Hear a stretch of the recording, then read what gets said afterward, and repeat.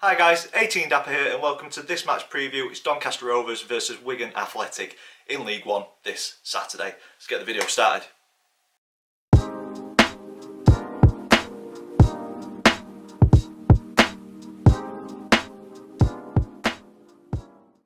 So guys, welcome to this match preview, Doncaster Rovers versus Wigan Athletic. If you're an existing subscriber, welcome back. Thank you for returning. If this video has brought you to the channel, welcome. Please click that subscribe button so you don't miss any future content. And if you are new to the channel and this is the first video that you've seen, this is the format that we go through match previews. We'll look at the previous meetings between the two clubs, we'll look at the current form in all competitions, not good reading for either team. I choose a Doncaster Rovers player to focus on. And then we have a quick look at the opponent and brief history and my opinion on the one to watch for you guys. But as I always say in these match previews, you guys know your club a lot better than what I do. So if I'm miles off the mark, please let me know in the comments down below.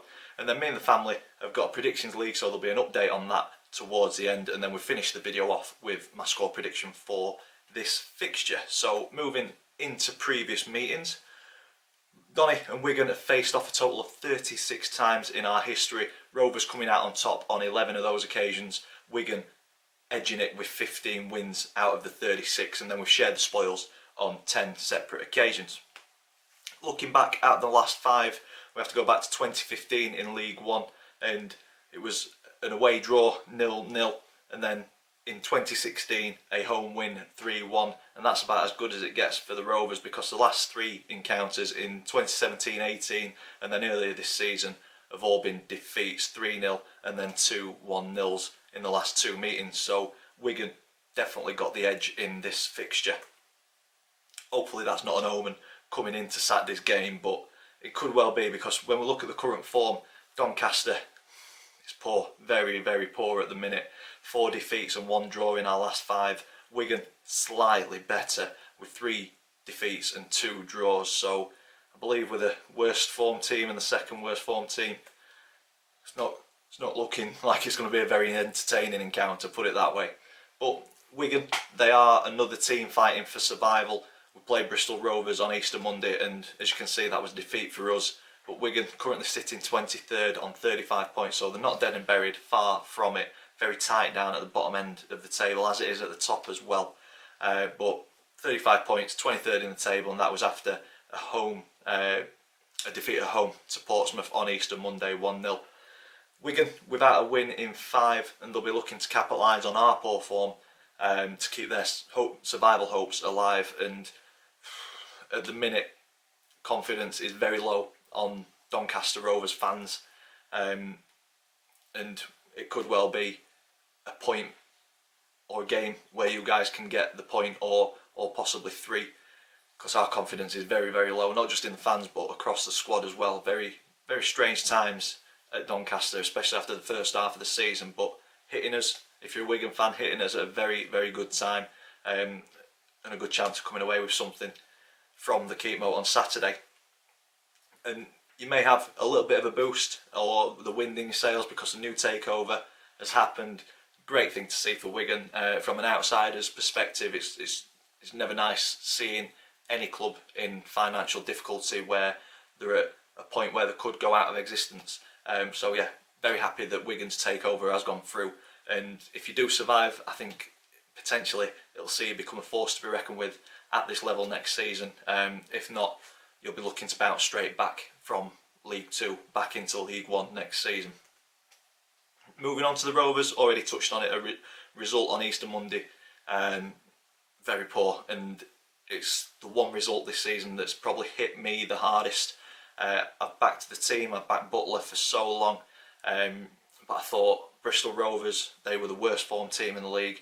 I thought that may have been the springboard to get our season back on track after a bit of a tricky spell, and since February we've just not been good enough, collectively, individually, just very poor performances all round, and it kind of all came together against Bristol Rovers, going 1-0 up.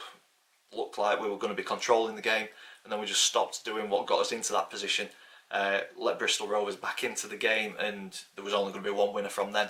They absolutely dominated the ball, bullied us out of possession, and we just looked void of any sort of confidence, and yeah, very poor performance. And I've said it in previous previews, I can take a draw, I can take a defeat. What I can't take is watching my team with a lack of desire, and that's what I saw on Saturday, and it's what I've seen since probably the turn of the year, in all honesty. Just, as I say, lack of desire, lack of commitment, and Coppin just come out and pretty much said the same thing, that individually and collectively we're just not at the races at the minute, and that needs to change very, very quickly. A lot of people on social media saying that the players aren't playing for the manager. I don't buy that. Really don't buy that. For me, the professionals, they're getting paid, I'm assuming, a handsome wage at this level, at least £1,000 to £2,000 a week, I'd be guessing. So for me, rather than playing for a manager, play for your profession, play for the shirt and play for the fans. They should be the three main reasons for being a footballer, that you want to play football, you want to succeed, and you want to put effort in.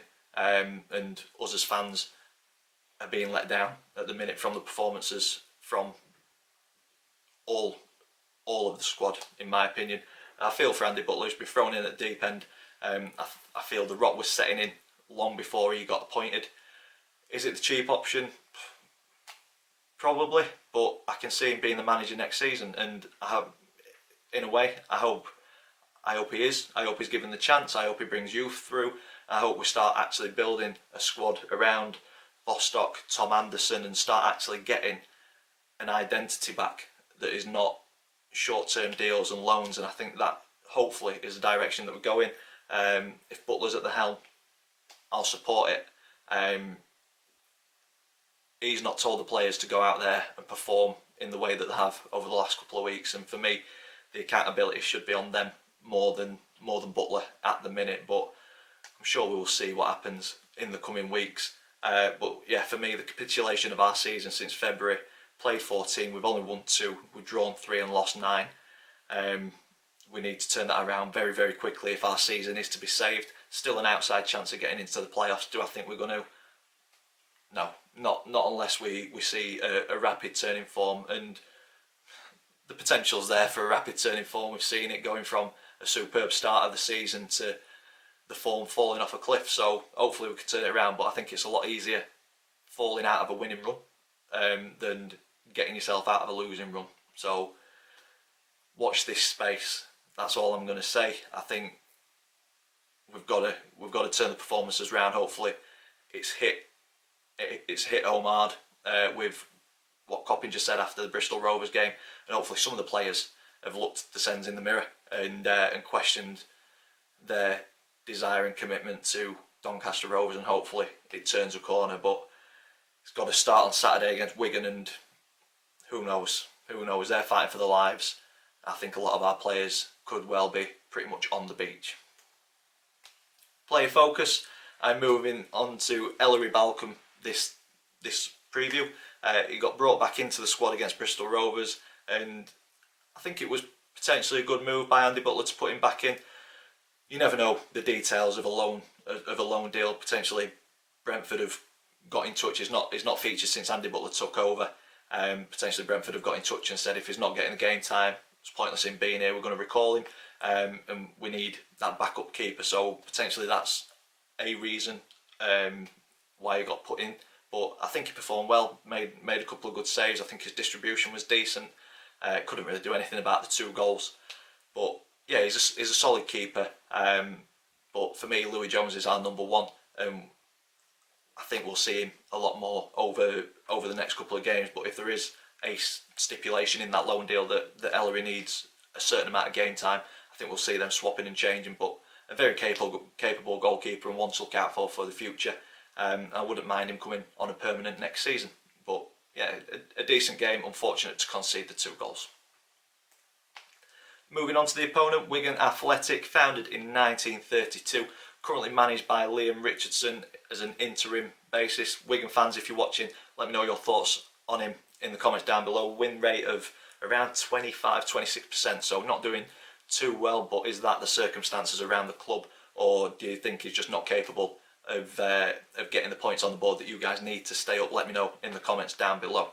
Couple of recent honours for Wigan: Championship runners-up in 2004-2005, League One winners back in 2017-18, and FA Cup winners as close back as 2012-13. A fantastic result there for them against Man City in the final.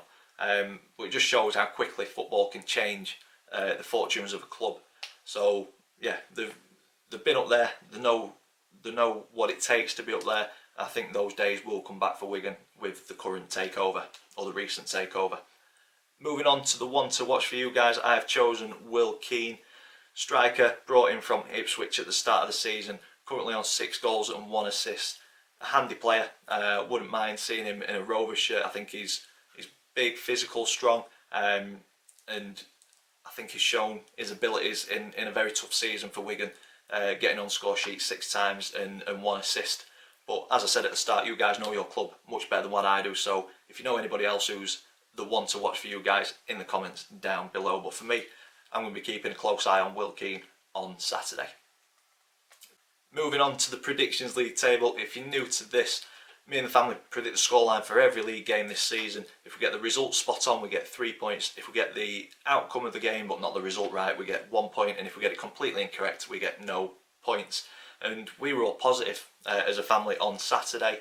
We all went with Rovers wins. We got beat, so the table stays exactly the same. If you want to keep a track of this before the next preview, I do put the family's predictions now on Twitter, so follow me. Link will be in the description down below to my socials. But Max stays on top with 24 points. Me and my dad joint second on 20, and Chris holding the table up at the bottom on 19 points. Still very tight, and hopefully a correct scoreline in this preview and on Saturday will pull me back in to touching distance to Max. And that leads me on to my score prediction. But before I reveal what I think is going to happen with this game, I do want to just point you in the direction of a video that I did in aid of Eve's Merton Dreams Trust. It's a cancer charity based in Doncaster.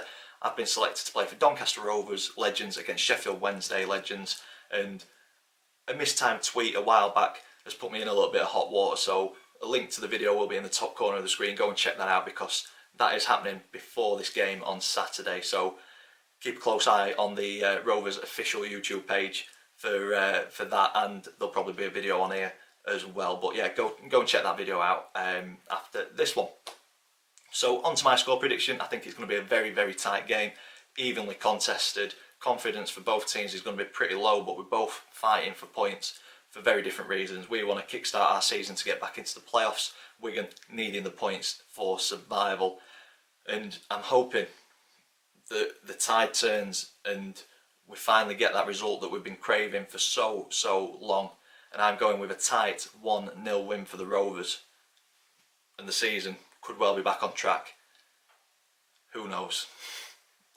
And that is where I'm going to leave this video. If you've enjoyed it, big thumbs up for us please. Comment in the section down below. Let me know your thoughts on this upcoming fixture. If you haven't already, please click that subscribe button. As always, thank you for watching, and I will see you in the next one.